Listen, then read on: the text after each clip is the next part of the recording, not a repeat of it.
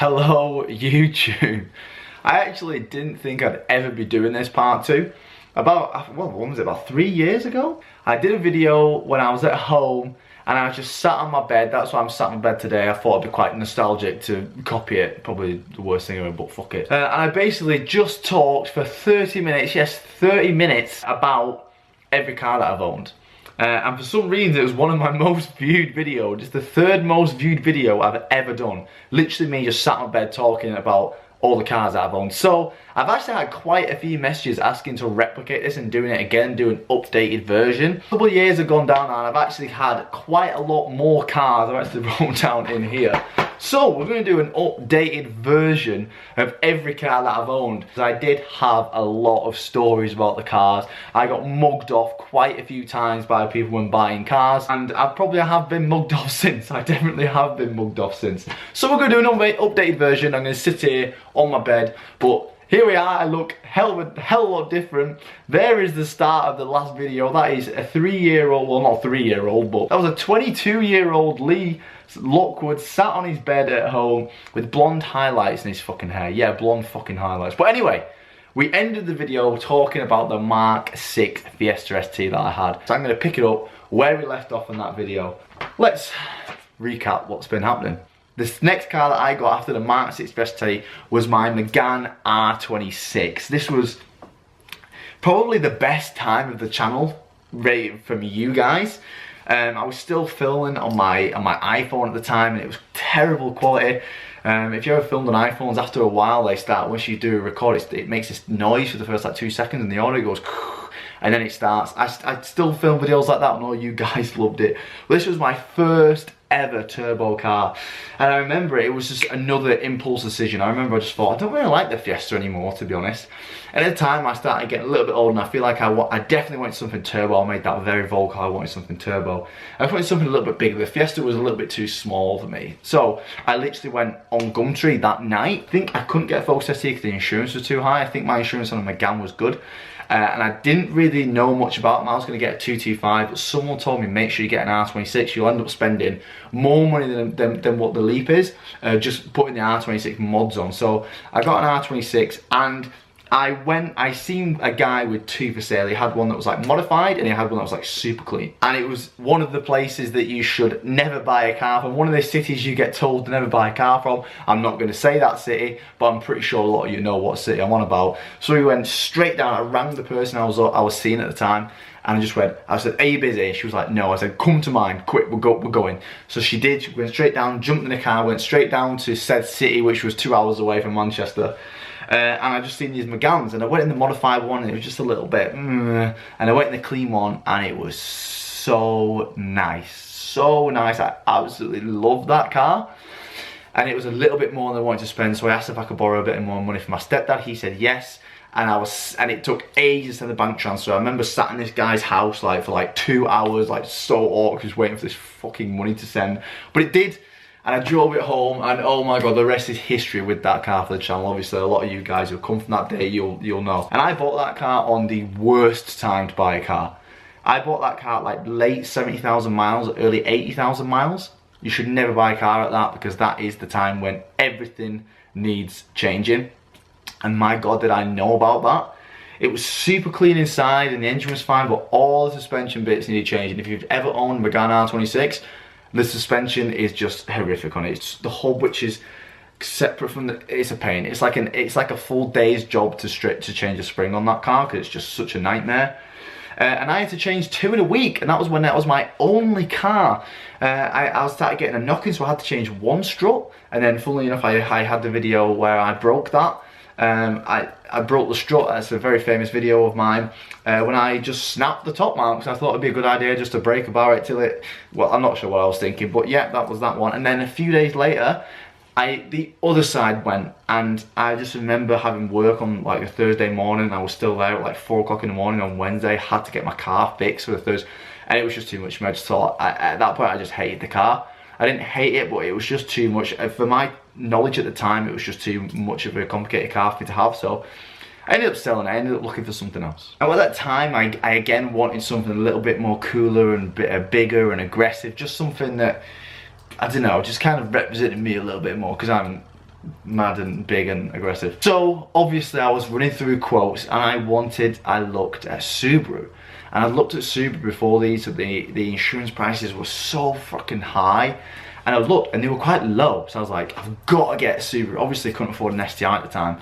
So I was like, I need to own a Subaru. I remember still at the time, I still didn't have a lot of money at the time. So I remember looking for the STI spoilers, and then they were like too much money. I wanted just to buy one with an STI spoiler on, so trying to find a Subaru with already an STI spoiler on, which wasn't mega miles, was actually quite difficult. But anyway, I found one, and it actually had the Moret headlights on. It had the dark Moret headlights, and I didn't know what they were at the time, but they were like mega rare. So I ended up buying this Subaru, and someone like messaged me straight away. They were like, "Oh please," I don't like these headlights, they were disgusting. So I just did a swap for standard headlights. Silly of me, because Moret headlights, obviously you can't get them anymore. Got the Subaru, and I loved it. I loved the idea of the Subaru. I loved the noise, like just made me feel so fucking cool, not gonna lie. After about a week of having it, it was like misfire, misfire, misfire, and it was just, weren't actually misfiring, but it was just throwing up codes constantly. I remember taking it back to the garage and I was like, look guys, and they actually knew I did YouTube, so luckily they wanted to help me. So I took it in the garage, and I remember actually changing the spark plugs with them in their garage, and it was actually not even that big of a job. Like most people say, oh, the Subaru spark plugs is the worst thing. It's actually not that bad, to be fair. I thought it'd take me not all day, but it only took us a couple of hours with the spark plugs, and then it kind of fixed it. It kind of fixed that issue. And then at this time, like, I didn't know much about wrapping cars, but I was just like, I bought it and I just didn't like the Subaru Silver. I like cars that are silver, but I just weren't that big of a fan of the Subaru Silver. It was just like, oh, I wish it was a different colour. And then I started learning about wrapping, and that's when I got in touch with some wrapping companies, and they wanted to work with me to get some wrapping to basically wrap the car for cost price. And I was like, sick, get a car wrapped.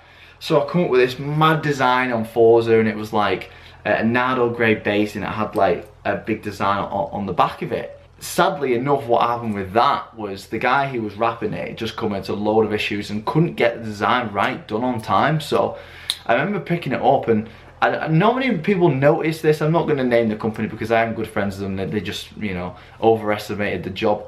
Underestimated the job, but I picked it up and I wanted this big design in space grey in the back, which is like a colour which like flips colour, but they just did the two stripes, I don't know why they did that. They just chucked it on because they didn't have time to do the design, and I was like, oh, that is a little bit annoying. So initially I did that grey with a big design over the back in that space grey colour, but unfortunately I just got the stripes. After a while I was like, I can't have these stripes anymore, the stripes are annoying me. So I went back to the same guy, and I just said, we need to do a design, like I want a big design over the back of the car. Did good at that time, we had a little bit more time, did good. And I actually really liked that car. Like that was a time when like it was summer, and I just discovered a beach that you could drive onto at night after 5 o'clock. So I had so much fun in the Subaru on this beach, just hilarious fun. And at this point I started getting a little bit bored. I started running out of things to do with the Subaru. I knew that it couldn't take much more power. I already mapped it, and the gearbox blew up at 300 horsepower, and I kept getting this misfire code thrown up, and I never knew why.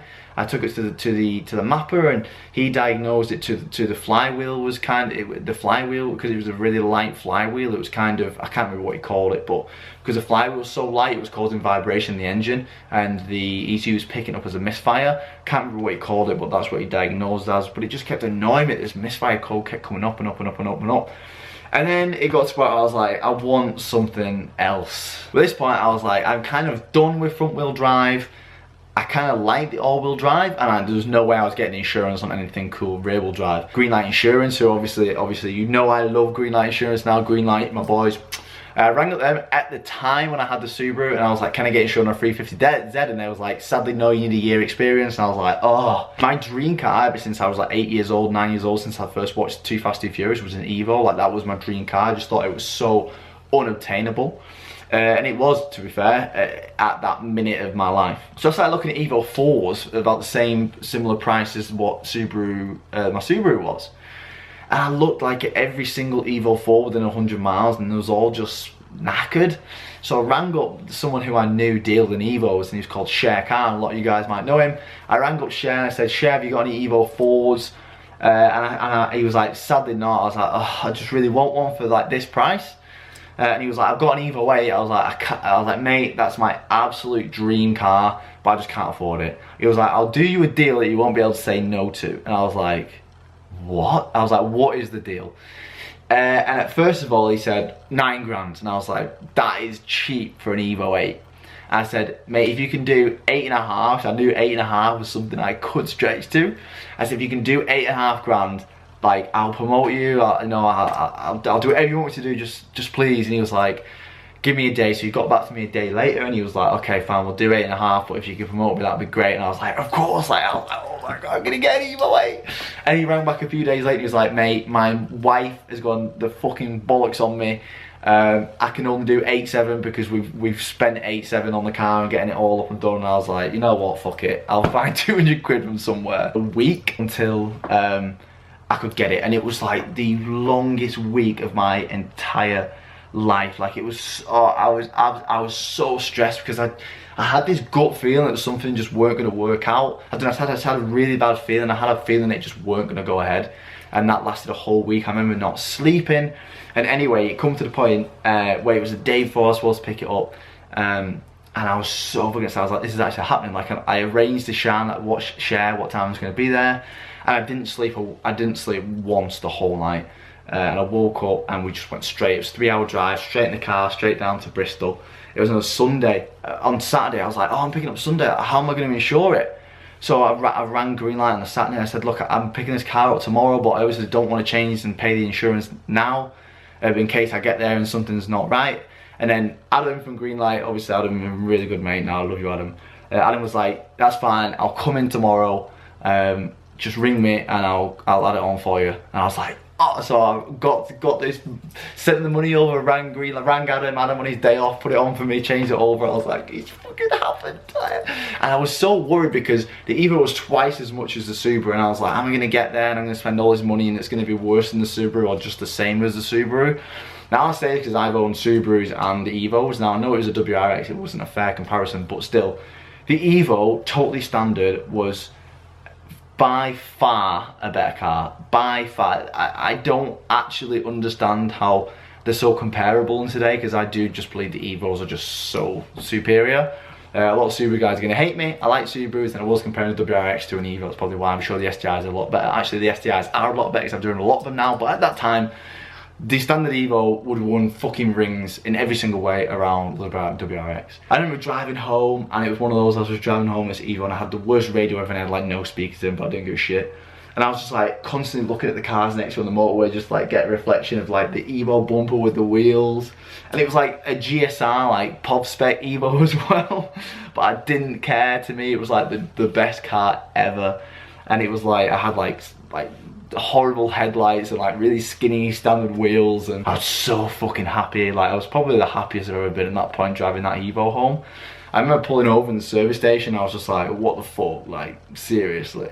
And then yeah, the rest of history of that car, obviously there was a huge part of the channel, in terms of growth. And for some reason, when I had that Evo, all the hate just come out of nowhere. Like, my channel was like really positive up until that point, and all of a sudden, like, all the hate just come out of nowhere. Like, woof. Everyone, I don't even know what it was. I don't know if people was actually starting to get jealous because there was just, I had an Evo. Maybe when I had these other cars, it weren't really that, you know. But people, I don't know what it was, but everyone just started hating me at that point. It was like, oh, you're fucking ruining an Evo, you're this and that. And I was like, well, hang on. What do you want me to do? Just not mod it? Or today's video, guys, is a walk round of my Evo on the driveway. Guess what's on tomorrow? Another walk round of the... No. And I had that car for ages, you know, just doing mods. And then, like, that's when all the controversial stuff started happening. Obviously, all the controversy with Xavier and then the Gabrielle, all this, you know, all the controversial stuff on the channel, which was also hilarious. Yeah, I had a great time with that car, absolute great time with that car. It's probably the longest car I've owned to date.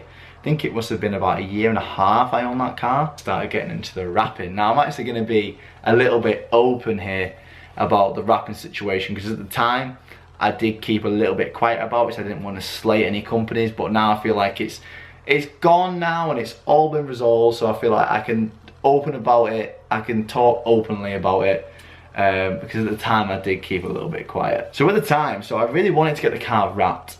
Now I didn't go back to the first guy initially because it was just too stressful at the time. Like obviously I talked earlier about the Subaru getting wrapped, like the time was all wrong. It was just too stressful. I wanted something that was going to be a nice, easy, relaxing time. I went to a company who used to do all my tinting and my stickers and stuff. I'm not going to name any names. If you know, you know. Went to him and he sounded so confident that he could do it and he could do it better than the other person. I was like, sweet. So little did I know at that time, that was the first full car wrap he had done. Why you would, you know, do a promotional deal on something that you know is going to get a lot of interaction, it's going to get a lot of views, why you would do that, something that you're not very confident on, I don't know why. And then that put me in a shit situation because obviously it didn't turn out well at all. And then I feel like a dick for publicising this company who didn't do a good job. And I'm like, I just would have rather you not done it, you know? But anyway, we did it and pulled it out of the garage and it looked sick. It did look cool. First day, it was just, stuff was just peeling off. Like it weren't sticking. I remember the first day it started peeling off. And I was just like, oh, and I was so annoyed. Because not only have I just wasted a week of my life, I'm going to have to get it all redone again. And it's all on YouTube. So I'm going to be seen as a bad person for, you know, potentially ruin this person's business. So it put me in the worst situation ever. Anyway, I rang the guy who did it and I said, mate, look, I'd sent him all the pictures of everything that was coming up. I said, what do you want to do about this, you know? And basically apologised straight away and sent me the refunds straight away. So as a business, I couldn't ask for anything more than that. It was great. That's why I didn't want to slay his name, because I'm not really like that sort of guy. You know, he did something that was out of his depth. He tried it. Fair play to him for, you know, trying to help his business. Unfortunately, it didn't work out. He made a mistake and he paid for those mistakes. So I don't have any disrespect towards him. It was annoying because like I had to get it all, I had to go through all that again, but whatever, it's one of those things, you win some, you lose some. And then I went to another company and they had the car. They did a sick job, not gonna lie, they did a really good job. And then it was like that goldy sort of purpley sort of colour, which it's annoying because I looked at that car and I looked at the wrap. It was in his lights, so like the fancy lights, and it looked so sparkly and sick. I was like, that is sick. So I chose that one, and then when we lifted up in the shutter, it looked sick. The only thing I didn't like about that wrap was when I pulled it out, in the sunlight it looked awful. Like when it was raining it looked sick, when it was gloomy it looked sick, and the sunlight it just looked dark and dusty and didn't look good. And I was like, I don't want a car that I want to go out in the rain. Although it's an Evo, it's all-wheel drive, but still I want something that pops in the sun, you know? So quickly got in touch with another company, and then we got on to the purple, and obviously that's how the car stayed and still is now, with the Evo 9 bumper and the satin purple, which was unbelievable. But in that time, I always wanted, obviously at that time the Evo was just getting too undrivable. So I was like, I need something else, because I can't just keep driving this Evo around and putting tons of miles on it. It was just a pain in the ass to drive, to be honest. So I was at that point in my life where I could actually afford a second car. I could afford a second car. To most people this is absolutely nothing, but to me at the time it was fucking mega. And I always wanted a Clio. Always wanted a Clio 172. But the Clio 172 and the Clio 182s, if it was my only car I wouldn't have liked it, because they're too basic inside, it's got terrible interior. So I was like, oh, I've got the Evo, and let's get a Clio 172, Clio 182, like perfect. So I was looking for 172, 182s, and I wanted to find one under £1,000. I didn't want to spend more than £1,000 on one. So I remember I was looking all over, and I actually remember this day, I actually found one for £1,000. It was in Matlock, which is near Nottingham. And I remember I got Emily to take me down. I was like, oh, let's just go and get this car. And I got there, and it was like, in the bottom of this driveway, like the battery was dead. I had to push it up a driveway like that. It was horrific, like the neighbour to help. And I was just like, we take £800. And he said, yeah. I was like, oh. So I owned a second car. Obviously paying the insurance for a second car and then having to do the tax for a second car. That was new to me. So I was like, ugh, I kind of forgot about this. I've got to pay insurance on another car, and I've got to pay tax on another car, and I've got an MOT on another car. Ugh. I just thought it was going to be 800 quid, but didn't really care. I remember pulled up in the petrol station. I looked in the bonnet and like I'd already lost like a lot of coolant. I was like, oh no. So I genuinely thought I bought one like a blown egg gasket somewhere, so I just topped it up with like a load of bottles of water, and then lucky enough, like that was it, it was fine. It wasn't actually losing any coolant. I guess it just needed a top up, so fucking dodge one there. But I had the Clio. It was just hilarious to drive. It was just something so different than the Evo. Like, it just blended in. It was comfortable to get in. You just started it with a key. You could have a comfy seat. Like, the clutch was normal, and it was just cool. Oh, Clio clutches aren't normal. Clio clutches are a pain. But there it is. I remember I got the polish on the headlights, and I was like, this is so fucking cool, this car. And it was just a nice time in my life where I could have the Evo just for what it was meant for, and then just have this little Clio as a little daily, but also go towards the track route. And then we had the big thing with Jesse. That was, I'll talk about a little bit about that as well. Me and Jesse are really good friends, and I'm sure he won't really mind me talking about it openly. But what happened with that is, basically I had this Clio, and obviously Jesse turned a bit weird at that point in terms of Hondas. He just went a little bit like Honda weird. I'm sure all Honda people do it, but he was just obsessed with Hondas. And he kept talking about how much faster it would be than my Clio. He kept talking down about the Clio. I was like, whoa, Jesse, like, I reckon this would give your, Civic a run for its money and stuff. And he was like, no. I was like, he was like, yeah, well, VTEC. I was like, it's got VVTi. Same thing. VTEC's just, the internet's told you that VTEC is good, but secretly it's shit. And then we had that race. We had that little race, and I ended up winning in my £800 Clio against his £5 Honda.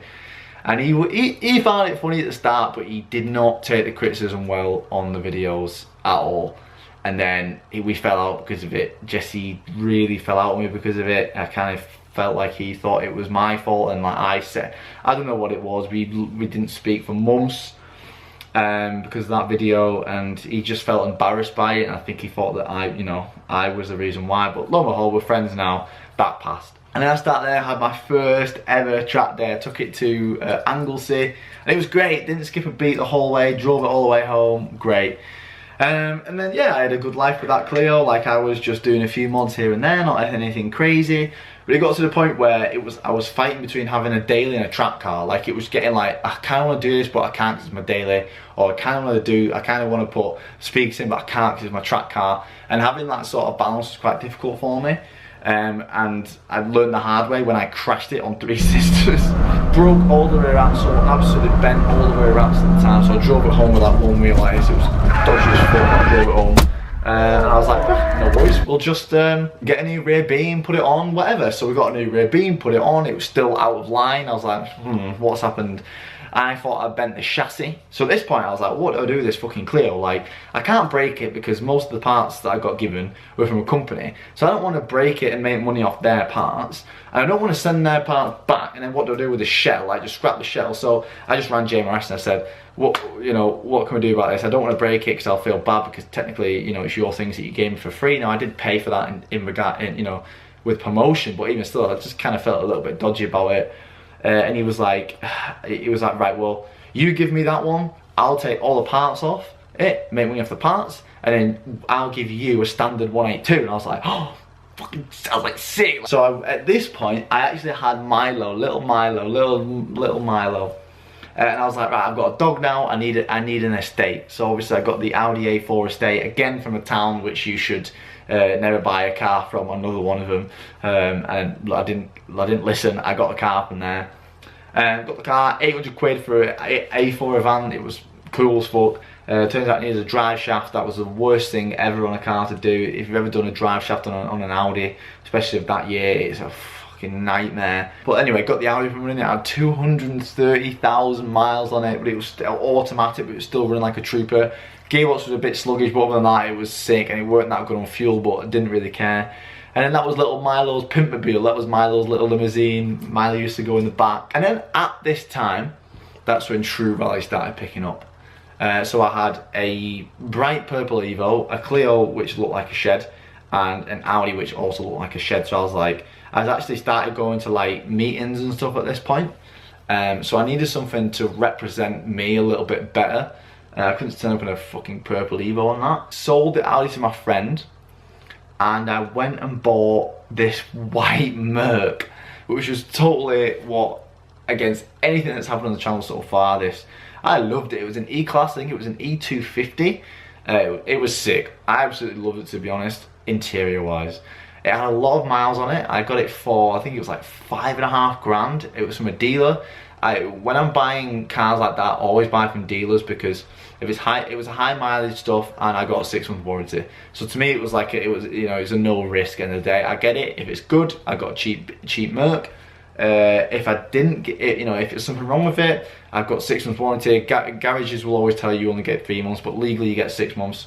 Just have a read up on it. So I was like, I got the car 6 months. Anything wrong, I can just return it. If it happened in the first 3 months, I can just return it, no questions asked. Within 6 months, I've got to fix it. So I had that car for about 2 weeks, and it was awful. I'll probably never own a Merc ever again because of it. I absolutely loved it, but it was just awful. The first few days I had it, I was on the motorway, and it just pissed out coolant everywhere. One of the coolant hoses popped off. I was actually on my way up to Glasgow. One of the coolant hoses popped off, and I was like, oh my god. So that was a joke. Anyway, I managed to fix it, top it up with coolant, and it took about fucking 2 weeks to bleed, because it took like 17,000 litres of coolant. So I never really knew if it was an engine issue or whatever, but it just took so long to bleed. And then about a week later, the gearbox just started being horrible. Like I'd put it in reverse and nothing happened, and all of a sudden it would just go, jump in. Took it back to them, and they were just like, oh well, we can, you know, oh well, we'll book it in for a few weeks time. And I was like, this is kind of like getting past the 3 months warranty, and I didn't really trust them. I was just like, we'll just change the gearbox oil. And I was like, change the gearbox oil, might be that. And it was like, oh, we don't have the right tool. And I thought, I don't know, so I took it home, and I just wrote like a note of like everything that's been wrong with the car. This is wrong, this is wrong, this is wrong, that's been wrong, I'm in 3 months. Like quite a serious sort of letter. I thought I'd go in and they would just be like, no. So I just walked in and I just said, like, you know, this is why I'm returning the car, and at the bottom is the law that states you have to do so. And then they just give me my money back straight away. Actually, no, they didn't. They said, oh yeah, we'll refund it. I had to chase them up like 5 times before they actually gave me their money back, which was super fucking annoying. So I'll never go with that company again. I'm not going to name and shame any companies, but they were like quite a prestigious garage in Wigan. Never go with them again.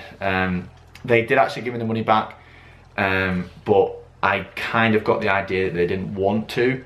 Obviously no one wants to, but I kind of got the idea that if I didn't have the platform I have, because when I went in, one of the guys knew me, and if I didn't actually go in writing that letter, I feel like they would have tried to mug me off with it. I don't want to drive an Evo. I still need a car which has a little bit of professionalism about it. I was like, but I need one like ASAP, because at this point I was making trips down from Manchester to Essex like quite regularly. And I was like, there's no way I can drive the Evo down. I need something diesel quick. So I literally just searched like A5, like closest to me, and I was like, that's the only other car I like. I couldn't get insured on Beamers at the time, because obviously I was with Greenlight at the time, and they don't insure BMWs. So it was like, I'm not getting another Merc, I had to get an Audi. And I didn't really massively like the Audis, but I looked and I was like, oh, the A5's alright. And I didn't want a 2 litre because they got a 3 litre, and I thought if I get a 2 litre, I'm going to be gutted that I didn't get the 3 litre. So there was like 5 for sale in the whole country, 3 litres. And one of them was literally like 2 miles down the road where I got the Merc. So I went and seen it, I was like, fuck it, I'm getting it. Put a deposit down on it when I got it the next day. And I actually liked the Audi, to be fair. But it was annoying because I didn't know anything about Audis. If you are buying an Audi, do your research on the car, because Audi are absolute bastards when it comes to selling extras. So obviously, like, that was a 3 litre V6, like black edition sort of S-Line one. So I didn't really think in much into it. I thought, oh, that's a high spec one. Even then, they'll still mug you off on extras. So I got in and I was like, where's my Bluetooth? Like, where's my aux cable? Where's the USB? None of it. Absolutely none of it. No aux, no USB, no Bluetooth. It was crap. The speakers were awful. It sounds like someone playing maracas. It was a shit place to be inside. And Audi being Audi, it's all linked to the navigation and the centre computer, so you can't change the radio unless you want to spend like 1,500 quid on like a CarPlay thing that actually works at all. I was just like, mate, this is fucking annoying. So even up until the date I sold it like 2 weeks ago, I had to use a fucking FM transmitter in an Audi, an FM transmitter it was crap. But anyway, I started modding that, and it was beautiful, and it was a nice car, to be fair. It was nice to drive, 3 litre, I got great miles per gallon, it was fast, it was all-wheel drive. Inside was crap, but I put with it. And then it got to the point where the next thing was, I was just getting bored of the Evo. I took it in and it had rust on the rear chassis leg, and I spent like near £2 getting all that sorted. And I was just like, it just got to the point where I was just worried taking it out. I don't know why, I just got to the point where I just didn't really trust the car. I didn't really trust the car, and I was getting bored of driving it. Like, with an Evo that's like set up that well, you only really have fun driving at 100 mile an hour. Otherwise it's just boring, otherwise it's just annoying. Evos hate being driven slow. Like, and then like all the money, it got to that point where I had a good run with it, and then I was like, okay, now I have to start spending a lot of money. I remember when I was getting the rear chassis leg done, dropped off, it was like, oh, the hub's welded to the drive shaft, you're gonna have to get a new, we're gonna have to cuss it, you're gonna have to get a new hub and a new drive shaft. It's like, no worries. £500 for a drive shaft. I was like, oh. So at this point I was like, I'm getting bored of this car, I'm getting bored of going in a straight line. Kind of want something a bit more exciting. Then I started looking at rear wheel drive stuff. I always wanted something rear wheel drive from years ago, but at this time, like, I built up a really good relationship with Greenlight, and obviously I've been doing all the reviews, and I've been driving, you know, I've been driving all the cars. So at that point they basically said, we know you've got enough experience, obviously we've seen all the stuff you've been driving on the director's cars, because obviously when I went down to do that, the director would always give me his cars to do reviews on. They've seen me driving the Ferraris, so they basically said, we'll insure you on a rear wheel drive car, we're comfortable enough that you've got the correct experience. And I was like, yes. So at that point I was like, fuck that Evo off, I want some rear wheel drive. So I was looking, and I was like, obviously looking at what all the standard geezers do. S13s, S14s, S15s, R33 GTSTs, and every like S14 I looked at was just battered. All the S13s were battered. Didn't really like the S15s that much for some reason. Like, I just didn't really give me that sort of feeling I wanted. And then the R33 Skylines, I kind of liked them, kind of didn't. They just weren't that sort of meh. So I just waited on it. I didn't rush into anything because I've done that 10 times before, hence the last video when I always got mugged off by people. And then I seen this Sora. Actually, my mate Mike Worley, he actually sent me the Sora on eBay, and I was like, what is that? I was like, what? I was like, I've never seen one of them before, and it was just different, cool. And obviously when I seen it was a 1JZ manual, I was like, oh bro, that's cool. And it had all the tasty bits on it, like when it was imported, it had all the nice stuff on. Like, it had like Greddy everything. And I remember pulling up at this geezer's house, and he was like in a garage, and I was like, I've never even seen one of these cars in my life. Like, I've never even, you know, I don't have a fucking clue what it was. It was like I was on an episode of Storage Hunters or something. And he was just there with his garage, and the garage opened up, and he was just sat there, this like black Sora. I've never even seen anything like it in my life. It was just sat there, and I was like, oh, okay, because I was a bit worried. I didn't know if I was gonna like it or not. I just drove 4 hours. And he started it, and obviously when I heard that 1J, I was like, oh my god. And then he opened the door, and he was like, yeah, sit in it. And it had all the digital dash and all the leather and all the wood, and it just smelled like Japan. I was like, this is it, like, this is it. Bought it, and I was like, not gonna lie, it was raining for the first week I had that car, and it was scary. Like, obviously I had driven a lot of rear wheel drive stuff, like, but they all have traction control. Even when you turn traction control off, it's not really fully off. This Sora, when you turn the traction control off, holy fuck, you got to hang on. It's such a long body as well. It shows, and was like, what? Some people were like, what the fuck is that? Some people were like, I actually probably fell in love with the Sora more than or just as much as I fell in love with the Evo. It was very, very, very close. Now, I'm sorry about this weird transition. My camera ran out of battery, but it's actually been about 2 weeks since I've carried out the video, and I'm glad because lots have happened in the past 2 weeks. So after I got the Sora, I've really started getting into drifting. That's the one thing I wanted to get the Sora. I wanted something rear wheel drive. I wanted to start getting into drifting. Now, I obviously didn't want to drift the Sora, because it was expensive and I had no idea what I was doing. So I then started to look for a cheap drift car. Initially I was looking at MX-5s, but I actually put a story on Instagram that says, if anyone's got a cheap IS200, give me a message. And then I got a message from a guy, and he basically said, I've got IS200, it's a shit box, and you can have it for 400 quid. So I was like, mate, where do you live? He lived in Grimsby, so I remember, got a mate, I was like, take this fucking car in Grimsby. We got there, absolute shed of a Lexus. It was the most ghetto car ever, but it was 400 quid. And I got a set of lower springs in the back. 400 quid, so I get these little IS200s. I was scared it was even gonna make it home. I remember driving, and I thought, it's actually alright, this, you know, like, it was just ghetto, welded diff, But on the motorway, it was actually alright. Like, I remember the radio worked, and I was just cruising in 6th gear on the motorway, getting like 30 to the gallon, easy drive home. The reason for this car was just to learn the basics of drifting. So literally just cut the springs with an iron grinder. It was that bad. I remember when you jacked up the back car, the back of the car, the springs just popped out. So I actually had to hold the spring where it needed to be and then jack the car down while I was holding the spring and then move my hand. It was so ghetto. Then we took our first drift day. First ever drift day. It was like the hottest day of the year. Not what you want from a fucking slow car that you want to go sideways. I remember it was just, we had the cheapest, shittiest tyres on ever. I started out with 40 psi, big clutch kicks weren't 50 psi, big clutch kicks, and I was like, oh my god, I'm gonna have to just go 70. So I had this little Iron Hell compressor, shout out to Iron Hell, and I remember just pumping the tyres up, and it was getting to the point where the fucking compressor was blowing up. The compressor was getting so hot, it was making such a weird noise, going, and I was like, right, 69 psi it is then, so I pumped them all up to as much as the compressor could go, well, the rear ones anyway. Went out and it finally got sliding, but it was like big Scandinavian flick, big clutch kick, and then just straight on the power. And nonetheless, we spent the whole day there and we did learn the basics and I had a great fun. And then the i200 was basically just a piss about car for a few months until I got to a point where I wanted to do something in my life which I was trying to do for so long. I moved down south.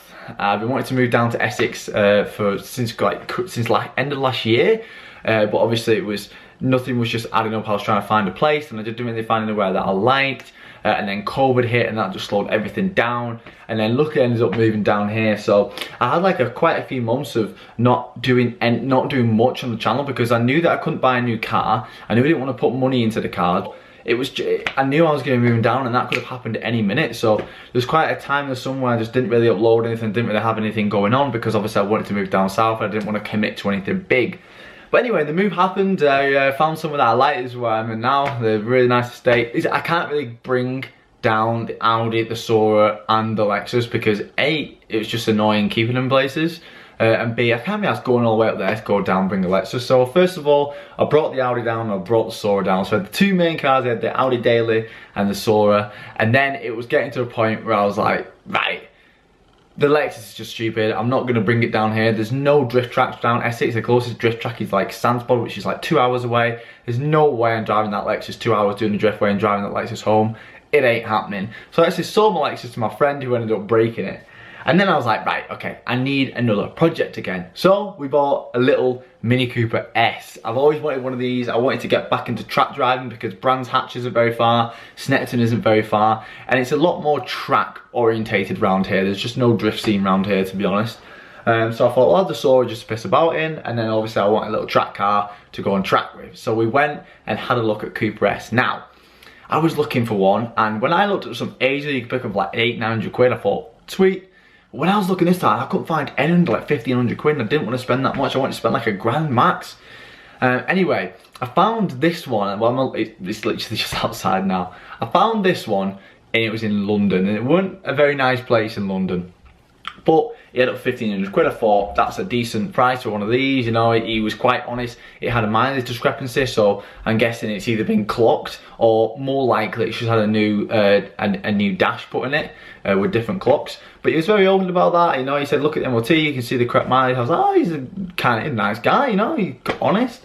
So I went down and I said, look, mate, I've got a budget of like, you know, £1,000. Can you get anywhere close? He was like, I can do 1,350. I was like, can you come anywhere close to £1,000? He was like, no. So I thought, oh, whatever. Anyway, he was really stubborn on that. And a few days later, I messaged him again and he still weren't moving down on price. So I thought, right, this is quite a good car. If it was a shit car, you just wanted rid of it. Anyway, so lo and behold, we ended up like meeting in the middle. I started pestering him for a few days and then I ended up getting it for like, it was like 1,100 quid or something like that.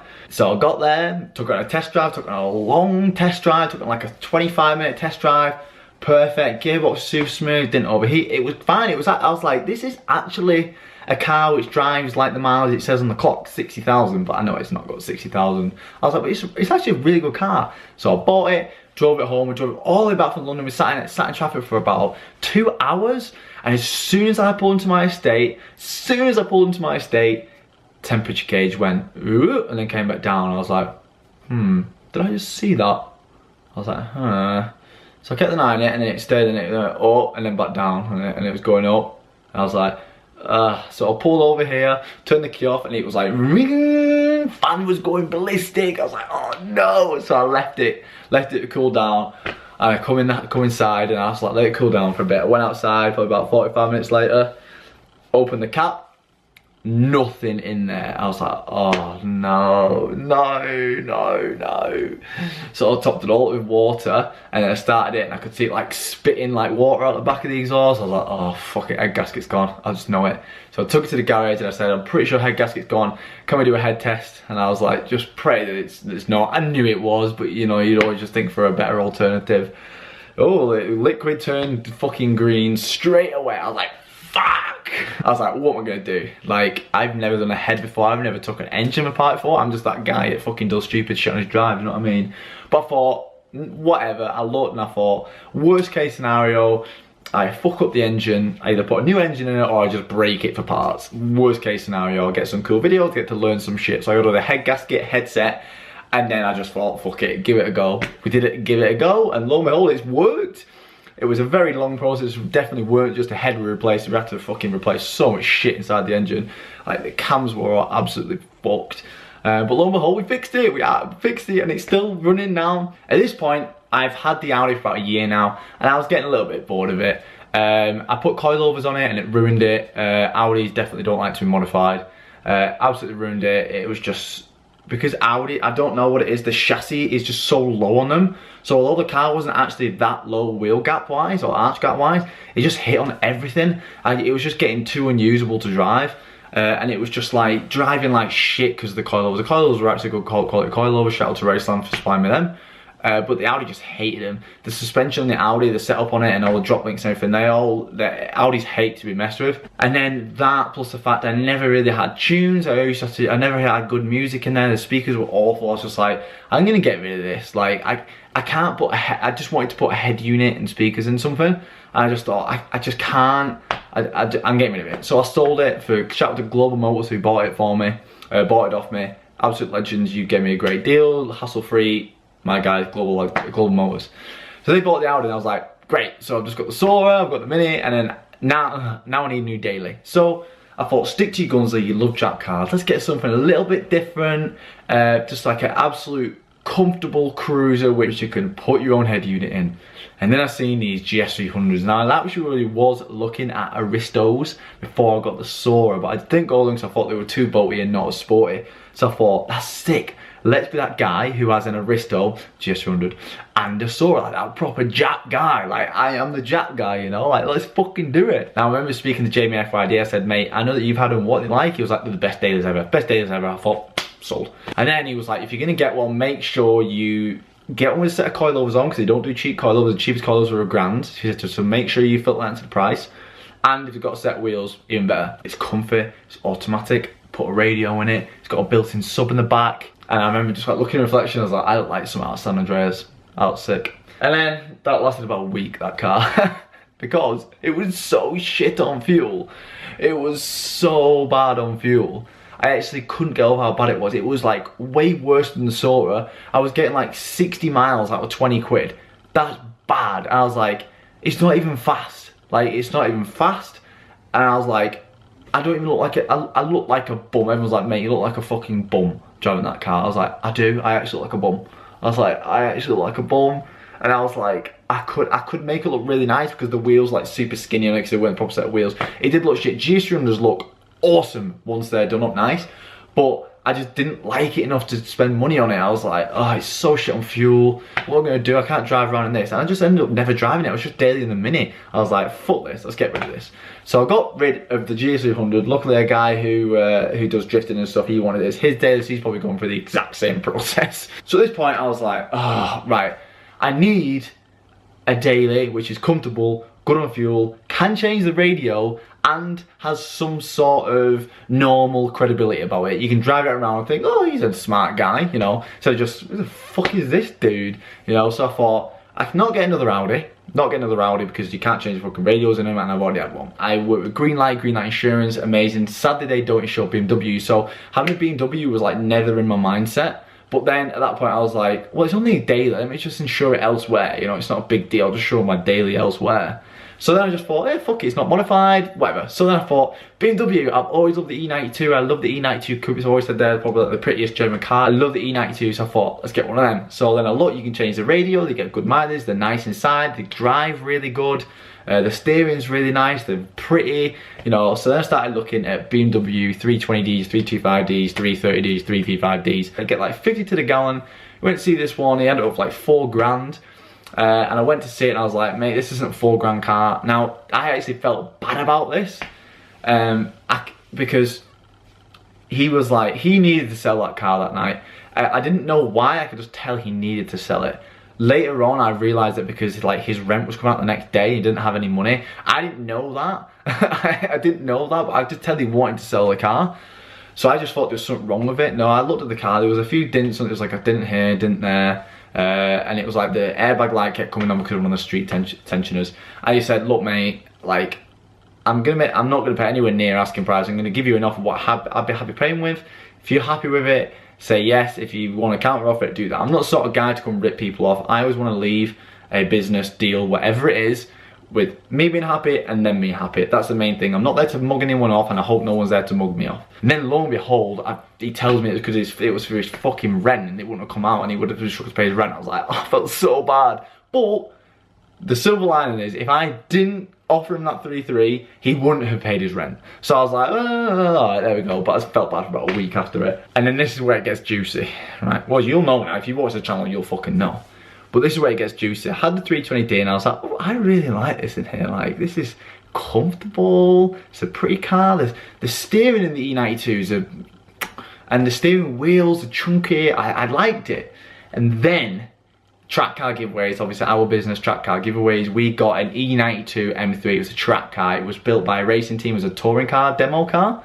We got that and I was like, oh, I love E92s now. I'm a BMW boy now. Give me the keys to E92 M3. Oh, I literally fell in love with it. Not like, oh, this is amazing. Like, I was like, oh, this car's sick. And then it was like, I can take it to the shops. It looks expensive. It's pretty. Drives amazing. It goes sideways if it wants to go sideways. Goes in a straight line if it wants to go in a straight line. Fucking handles amazing. I've never been in a car which does everything so well. So, obviously I had that track car for about 4 days and I just fell in love with it more and more and more every day. Not like, oh, I want it, like lust, but like, this is the car I actually want. Like, I don't know anything that does a better job than this car, everything. Then I went and bought an E92 the next day. I was like, I want one of these. Went and bought it. Global Motors again helped me with that. I went and bought an E92 again. I went and bought an E92 M3, my own E92 M3 the next day, sitting outside now, red one, Imola red. Fucking beautiful car, fully V8, absolutely love it. 6 months ago, I was that guy who absolutely fucking hated every single German car. If you've got a German car, you can't drive, you don't know anything about cars, you've got no character.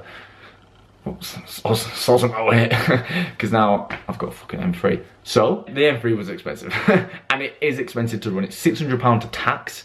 Fuel, I'm not even going to get onto fuel. But parts, I don't know yet, but I've heard they're not very good. I couldn't afford to have the Sora and the M3, and there was no point, so I would have never took the Sora. I was getting to the point where I was never driving the Sora anyway. So I sold the Sora, that sold like that, next day, sold. And I'm still fucking trying to sell my diesel M3. It's outside, it's up for like 3,400 quid. I've had no one even come and look at it. It's a really nice car. But it's annoying me, but luckily the Sora sold, so I've got cash there now. Like, otherwise I would have, because I was skinned after I got the BMW. I was skinned. After I bought the M3, I was fucking skinned. So that's the life of me with my cars.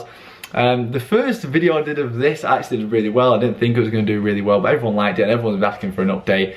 I'd be very surprised if anyone's actually made it to this part of the video, but you have. Fucking congrats to you, like, well done. I wouldn't have made it this through for a fucking video. Although, when I watched the first one, and I was editing it. It was actually quite hypnotic. Like, I was like, fucking hell, 30 minutes has gone by. But yeah, that's what we're up to now. I've still got the Mini. The Mini will be going on some track days. Still got the diesel BMW. I don't want it, but the M3's outside, and that's where we're at now. So yeah, this is the past 2 or 3 years update. So it's going to be intrigued to see what's going to happen next. Although I love the M3, I have no plans of selling it for anything. So thanks for watching. If you have made it this far, that's the end of the video, and yeah, we'll do an update in the next couple of years.